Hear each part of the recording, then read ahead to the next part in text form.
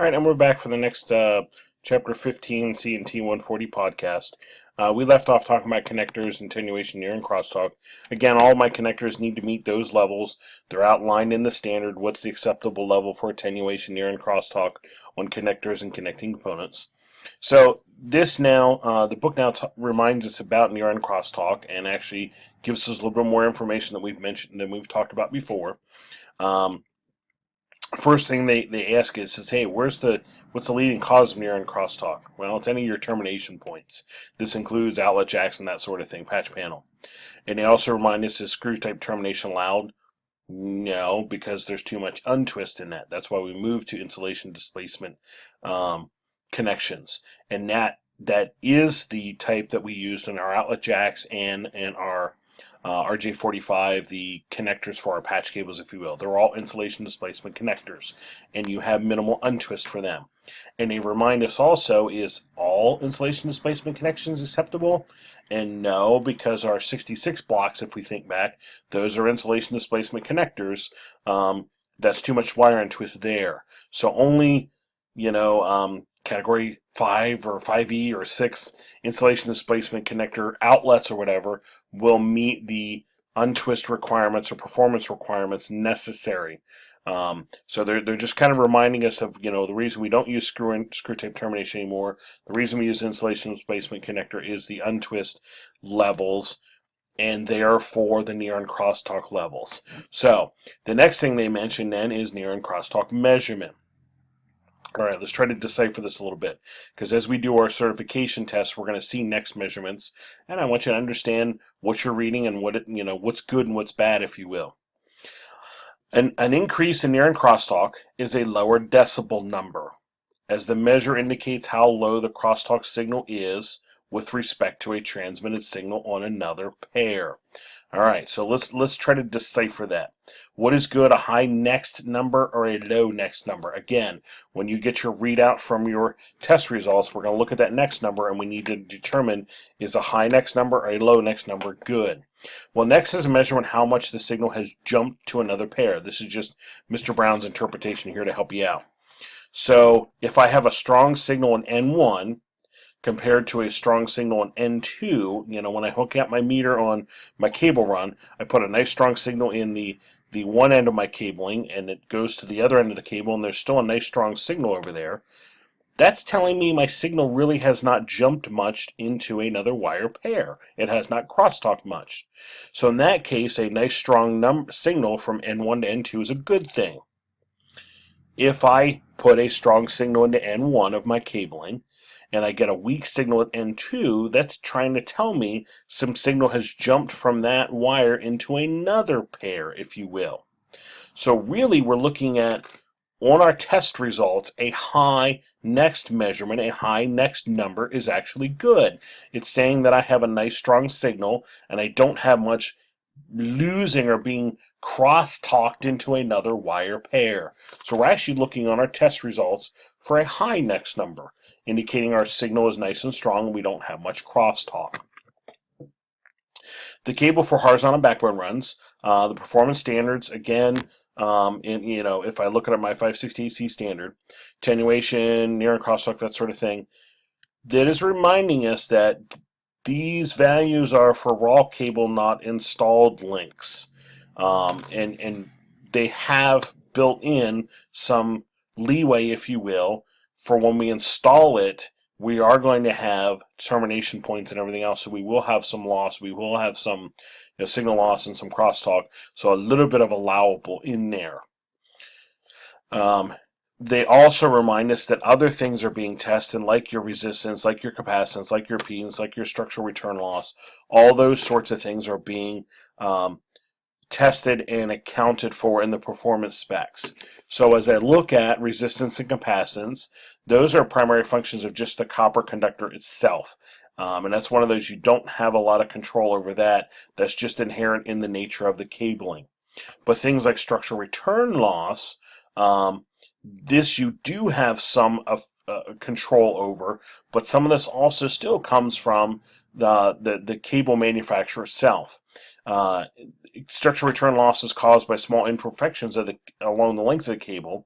These are usually caused by manufacturing flaws or some installation problems on our part, damage, carelessness, that sort of thing. And what happens is you get mini micro reflections as they send a signal down the cable and hits these little rough spots, if you will. Part of my signal hits that and bounces off and comes back at me. And if I have too much of that, it's going to cause my signal to weaken too much, attenuate too much, and I will get signal loss, structural return loss. So again, we're now into the cable certification meter is the only one that's able to measure this kind of stuff. And so when we start talking near and crosstalk attenuation, structural return loss, the only things that can do this is our certification meter. These that we had looked at earlier, the Ideal Land Tech and the Fluke Cable Analyzer, these are the only ones that can actually measure these performance specs in our cabling and give us that number back. And here again, I'm reminding you of the same thing. Your structural return loss on a time domain reflectometer, these types of certification meters. A nice smooth graph, if you will indicate there's not many problems. I start getting a little bumpy areas in my graph, which you will see when we certify our cable run. You start getting little bumpy areas in the graph, we're getting these little mini micro reflections coming back, which could cause our signal to weaken too much. They remind us with our patch cords, the horizontal requirements need to be met with some exceptions because our patch cords are usually stranded conductors. So they're allowing basically a 20% increase in attenuation, if you remember. So our patch cables have a little bit of leeway there as well. They also remind us, make sure everything is marked as category blah, category 6, category 5, whatever it is. Don't assume, make sure it's there. I will give you a little warning. I have used poor quality cable before where the labels itself came off in my hands as I was dealing with it. Yeah, sometimes you do get what you pay for. I kind of learned that the hard way myself. So we're looking for, on patch panels, we're looking for outlet jacks, we're looking for cabling to be marked. There's category 6 patch panel, category 6 patchwork, category 6 patch panel, category 6 outlets. Okay, category 6 outlets, look for that marking. Category 6 cabling, category 6 cabling, here's category 6E cabling. Look for the rating on there. Look for the rating on there. Remember, I should say, they talk about pitfalls and specsmanship. Remember,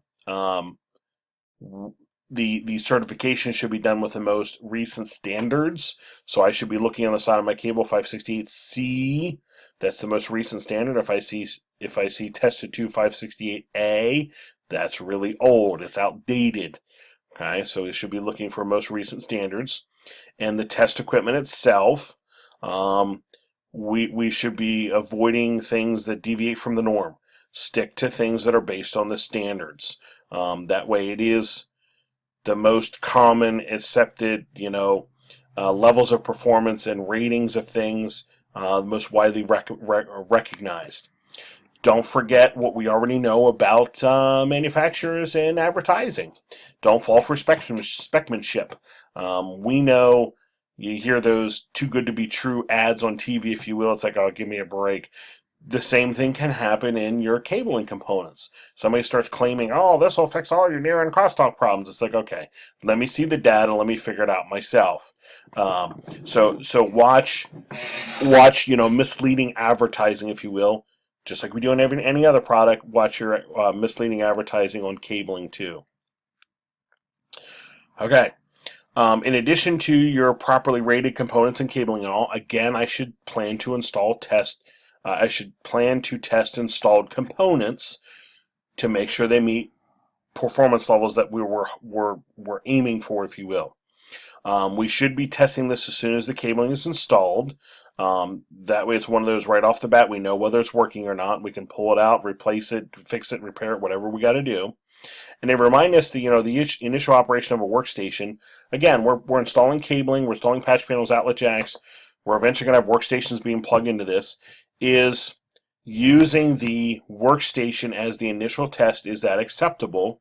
Well, it's a usable test. If that station plugs in and can get to the internet, if you will, okay, it's working. We don't know how well, but we know it's working. So it's a usable test. Is it a good test? It's well, it's not really proof of the performance of your connection. So it's an okay test, but it's not the be-all, end-all. So, it would kind of get the ball rolling. So let's start talking about what kind of tests we do need to do. Obviously, the best time to do this is right after it's installed because I don't have any furnishings, desks, those sorts of things in the way. I have lots of accessibility. And I'm using my cable certification meter that we've mentioned before.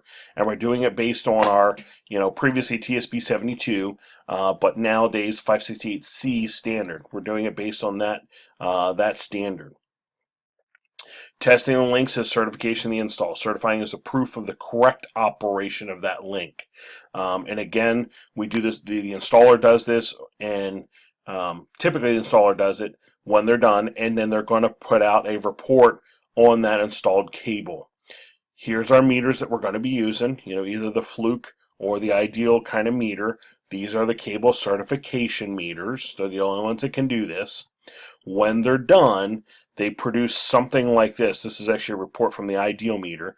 When they're done, it puts out a report, something of like this nature, and in here it'll say pass, and then it has all the details on all the tests. Attenuation, near-end crosstalk, wire map, performance levels, the whole 9 yards. Here's all those graphs we talked about. That is proof that it's meeting the performance levels, and it's also documentation of kind of your baseline.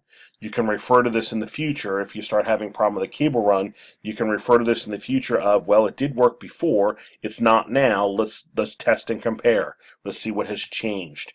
That's all part of the testing process. We're going to do this as well in the lab. We will certify our cable runs and produce a report like so on that installed cable run. Our 568C standard. Okay, again, we said before, TSP 67, TSP 95, these were incorporated in the 568B and then updated in 568C. That's the standard we're following, the 568C standard, and most specifically the 568C2. So if I look at my standard, I think I have him still back here. There's my 568C, C2. In here talks about the test configurations that we use to certify our cabling. The two we can use is the permanent link and the channel test. We need to recognize these for two reasons. We need to recognize these to know what is included in each test, and we also need to recognize these for when I set my meter up. I actually choose whether I'm doing a permanent or a channel test. So I need to know what's included for my own knowledge, but then I also need to know because I'm plugging this in the meter saying, look, I'm doing a permanent link test or I'm doing a channel test, and it's expecting those components to be there. So let's decipher these real quick. The permanent link is just that, the permanently installed piece that's never going to change. So basically my horizontal cable run from the outlet back to the patch panel. It does not include any patch cables or anything like that, just a permanently installed link. This piece right here. Patch panel, horizontal cabling out to the outlet jack. And my tester plugs in using the cables that came with the meter, get plugged into the patch panel and the outlet jack. That's the one we're actually going to do on our lab. If we look at our standard, let me pull our standard up. They show it in here. Here's the, that's actually the channel. Here's your permanent link. It's kind of all cryptic, but there's a key down here that shows you going from the telecommunication outlet back to your cross connect one, your patch panel. That's what's under the permanent link test. The other one, the channel test, includes the patch cords, the user patch cords. So if I look at my channel test, again, patch panel, horizontal cabling out to the outlet jack, and we're using the patch cable here that the user would be using, and I'm using the patch cable that would be here in the closet, going from the patch panel down to the switch. So much more thorough test, and actually let's look at our standard real quick just so you can see how they have it listed. Oops, get back here. And here's our channel test showing the patch cable out here and the patch cable here in the closet. Much more thorough, but the only catch with this one is if you change a patch cable on each end, replace a patch cable, technically your certification is not valid anymore. Just like going and changing tires on your car, brakes on your car. No longer passes the inspection that they had done. So they say which link should be done. Well, the permanent link is usually done for new installations, and it's usually sufficient. And if you do the channel, again, if we're changing patch cables, technically it's no longer certified. So we're going to do the permanent link in our room for our certification. All right, let me pause there. We'll come back in the next one.